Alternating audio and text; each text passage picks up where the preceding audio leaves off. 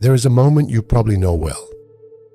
You are sitting across from someone who has hurt you, again, and you are the one apologizing. You are not sure exactly how it happened. The conversation started somewhere else entirely, with something they did or said that left you feeling small, dismissed, or afraid. And yet here you are, smoothing things over, making it easier for them, reassuring them that you are okay, even though you are not okay at all. And somewhere in the back of your mind, very quietly, a voice asks, "How did I get here again?" But you push the voice down because you love this person, because relationships are hard work, because nobody is perfect, because leaving would mean admitting something you are not ready to admit. What I want to talk to you about today is not about that person. It is not about their behavior, their patterns, or even their damage. What I want to talk to you about is the lie you have been told, a lie so elegant, so deeply embedded in everything you were taught about love and goodness, that you have never once questioned whether it was a lie at all. In fact, you have probably used it as evidence of your own virtue.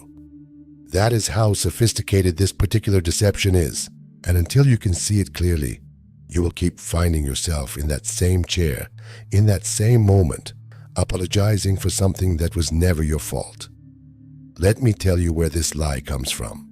Hannah Arendt, the philosopher whose thinking I return to again and again when trying to understand how intelligent, feeling, morally serious people end up participating in their own suffering, wrote extensively about the way human beings lose themselves not through dramatic villainy but through the gradual erosion of thoughtfulness. She was writing about political life, about how ordinary people become complicit in terrible things, but the mechanism she identified operates just as powerfully in the most intimate corners of our lives. We stop thinking, not because we are lazy or stupid, but because thinking, real thinking, is often unbearable when what it might reveal would demand that we change everything. The lie that keeps good people trapped in destructive relationships is not the lie they are told by their partners. It is the lie they tell themselves.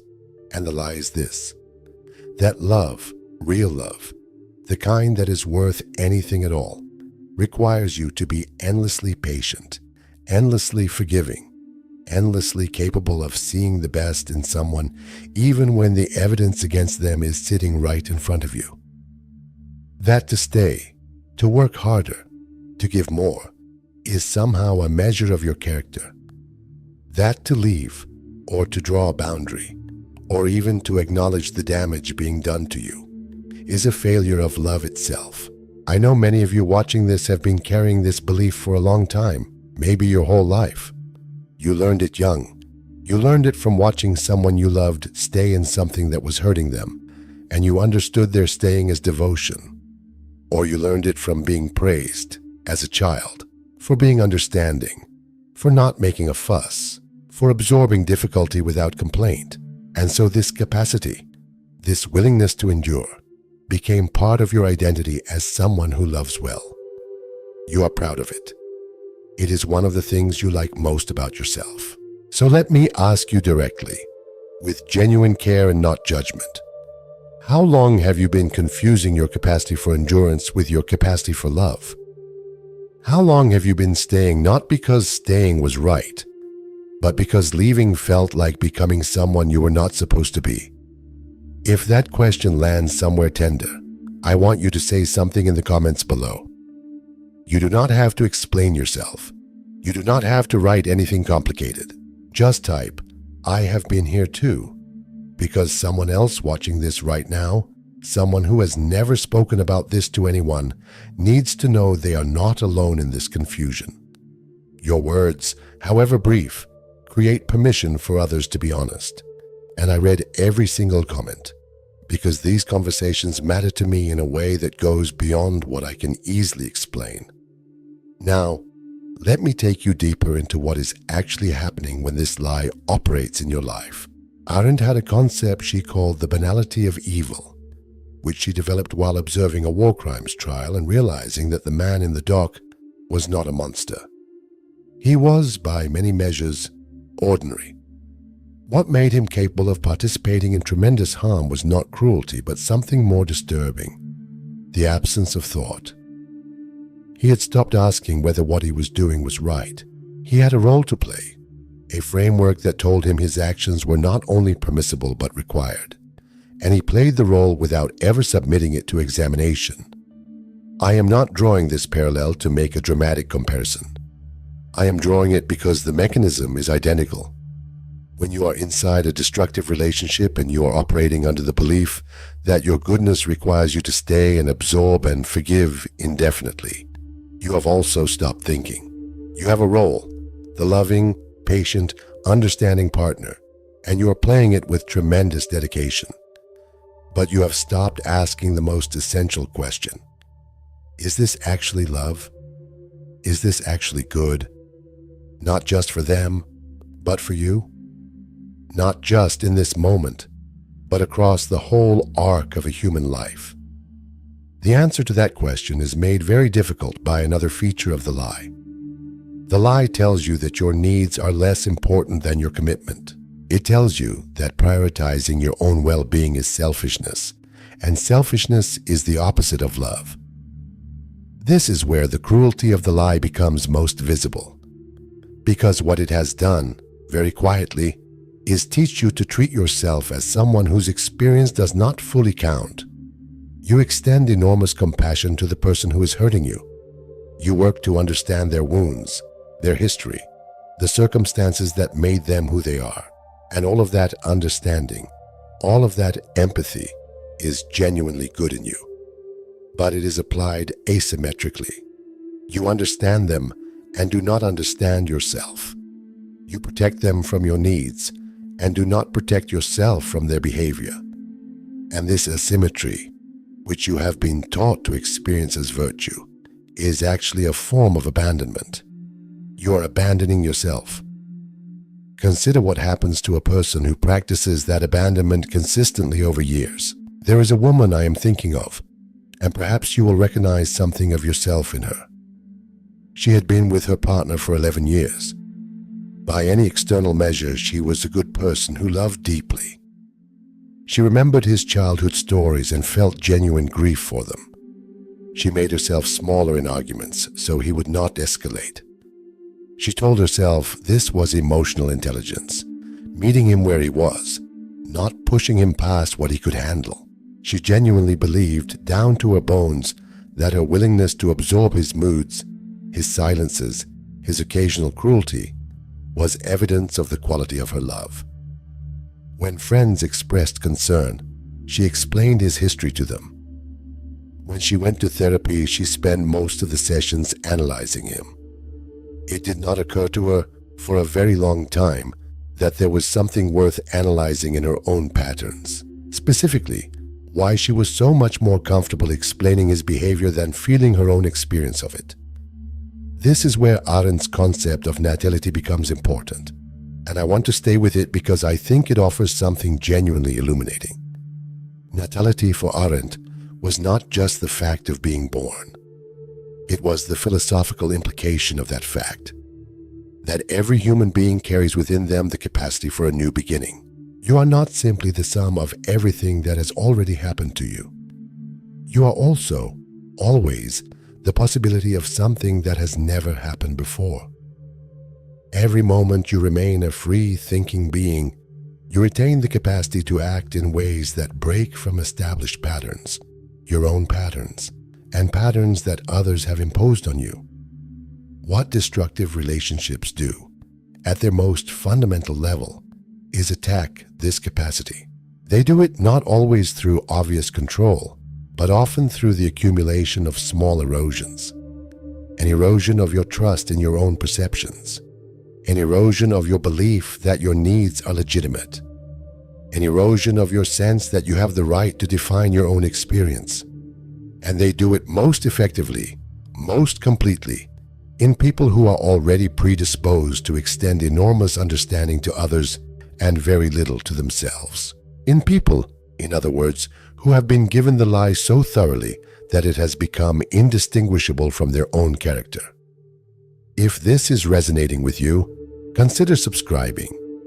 I explore these territories every week, and I would love to have you along for what comes next. Here is what you must understand about the moment when this lie begins to crack. It rarely happens through an argument won or a revelation delivered. It almost never happens through a dramatic confrontation. It happens usually in a very quiet moment when you are alone, and you hear yourself say something or think something and you notice that you do not actually believe it.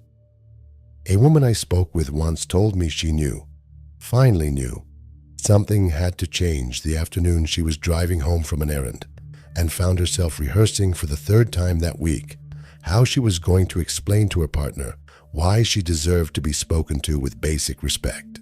She caught herself mid-rehearsal and thought, why am I rehearsing an argument for the right to be treated decently?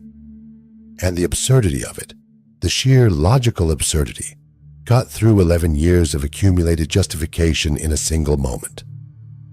She had not had a new experience. Nothing had changed externally, but something had cracked. That crack is not weakness. That crack is what Arendt would call the return of thought. The moment you stop performing the role and begin actually examining what the role has cost you, what it has asked you to not think about, what it has required you to refuse to feel.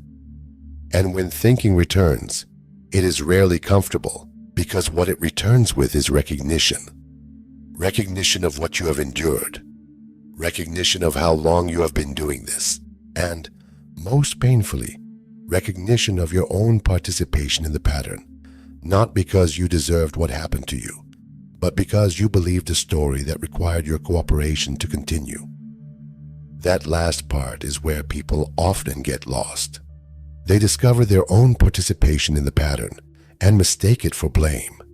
They think, if I contributed to this, then I am responsible for what was done to me. And this confusion sends them back into the lie, because now the lie has a new form. Now it says, you stayed because of your own damage, your own patterns, so do not be too hard on them. They were just exploiting what you offered. This is still the lie. This is the lie wearing the clothes of self-awareness. Your patterns, whatever they are and wherever they came from, do not make you responsible for someone else's mistreatment of you. Understanding your patterns is not the same as accepting responsibility for their behavior. These are two entirely separate things, and keeping them separate is one of the most important pieces of intellectual and emotional work you can do right now. What actually becomes possible when you separate them is quite remarkable. When you can say, simultaneously, this person has genuinely harmed me and I have patterns that made me vulnerable to this harm, you regain something you may not even have known you were missing. You regain agency, because if it is only about their behavior, you are purely a victim of forces outside yourself. But if you can also see your own patterns, you can change them. Not to fix the relationship, not to become the kind of person who finally earns their good treatment, but to become the kind of person who does not need to negotiate for the right to be treated humanely, who does not rehearse arguments for basic decency, who does not experience their own suffering as evidence of their love. If what I am sharing here resonates with something you have been sitting with, something you have not quite had the words for, I want you to know you are not alone in this. There are many of us who have been here, who have believed the lie in one form or another, who have confused endurance with devotion. I make these videos for people who are ready to look at these questions honestly, who are not interested in easy answers or comfortable reassurances, but who want to actually understand what has happened to them and who they want to become on the other side of that understanding. If that is you, consider subscribing. Not because you need another voice telling you what to do, but because this kind of thinking, the sustained, rigorous, compassionate examination of how we live and why we suffer, it genuinely helps to return to it regularly. There are others here walking the same territory, asking the same questions, refusing the same easy consolations, and I would be honored to have you here with us. Hit the subscribe button if this feels like the right conversation for you to be part of, and share this with someone you think needs to hear it.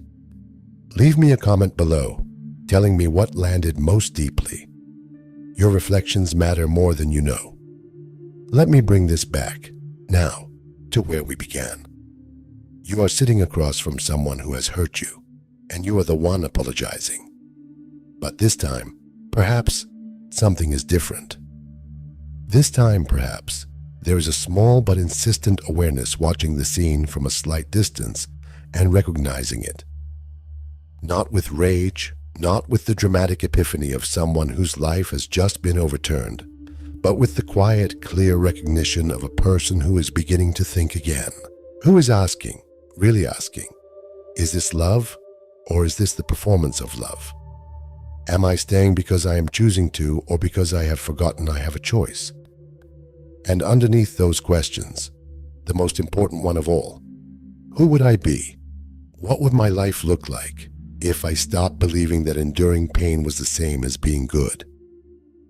That question does not have an easy answer. It may not have a comfortable answer, but it is the question that belongs to you, fully and completely.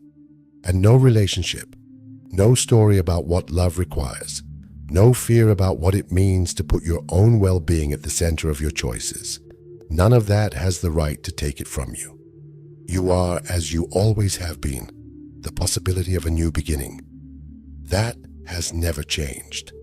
The lie told you otherwise, but the lie was always wrong.